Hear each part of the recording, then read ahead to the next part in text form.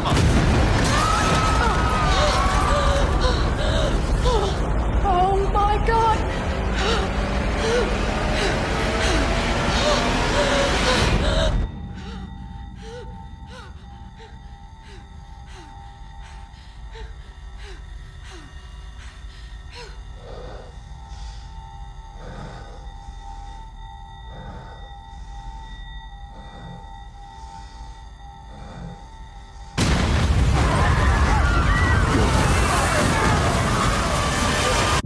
Welcome to Kermode Uncut. There's a new movie out this week. I'm sure you will have seen the adverts and the trailers. It's called San Andreas, and it's a huge, great big, epic action disaster movie starring Dwayne "The Rock" Johnson. Now, he came on the show I do with Simon Mayo on Radio 5 Live last Friday. I saw the film last week. I had to sign an embargo saying I wouldn't review it till this week, but I'm kind of off this week. But we probably would have talked about it with Dwayne Johnson on the Friday. I don't know, because I'm recording this blog before then. But let's assume that during that interview I didn't actually review it. So here are my thoughts about San Andreas.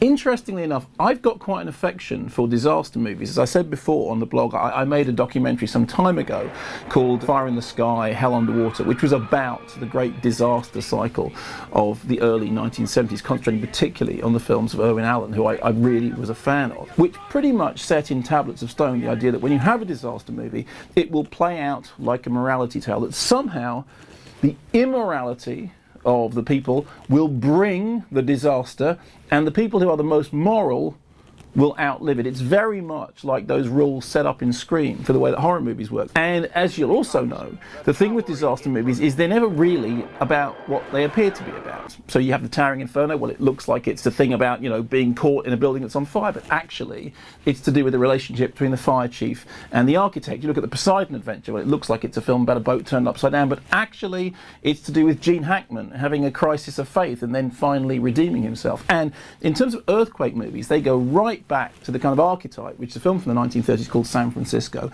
So, in terms of San Andreas, what do we have? Well, firstly, we do have enormous spectacle, CG spectacle, it has to be said, and I personally like the physicality of those old 1970s films. I remember seeing Earthquake back in the 1970s, which was presented in what was then called Sensurround, a sort of rumbling, low-end, bass bin noise. Nowadays, pretty much every movie seems to have that. They just don't call it Sensurround anymore. Nowadays, they just call it bass. But there was a physicality about it, which you don't get with San Andreas. What you do get is destruction on a level that is almost unparalleled. I remember very clearly, after the terrible events of 9/11, cultural commentators talked about the idea that we could never make disaster movies again. We could never find these things in any way entertaining because of the way that real life had overtaken these events. Well, of course, San Andreas opens in the wake of appalling events in Nepal, and yet it is still out there in cinemas as an entertainment.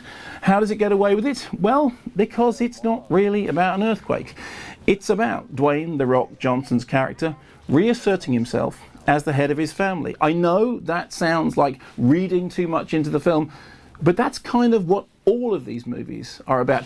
Here's a very simple way of testing the thesis. If you go and see San Andreas, you can do this for yourself. Early on in the film, we meet a character who appears to be a bit creepy, a bit shady. Dwayne wants to like him, but frankly can't, and neither do we. And very soon, that character does something which absolutely seals his fate.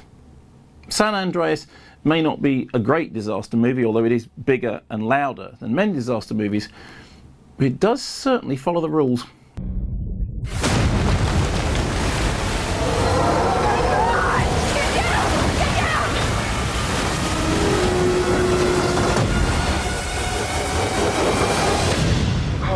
I love you, Dad. Don't you quit on me! I'd be safe and warm if I was